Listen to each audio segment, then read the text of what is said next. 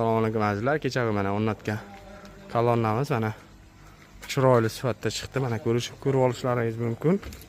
Mana o'ta chiroyli chiqqani bemalol. Kechagi kuyib bo'lishibdi bemalol.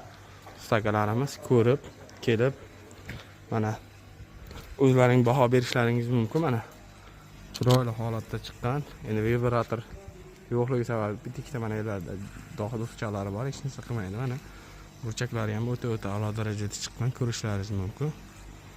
Sizlarga tavsiya qilamiz. Namangan bo'ylab xizmatlarimiz bemalol. Qancha ob'yomda desalar, shuncha ob'yomda bor.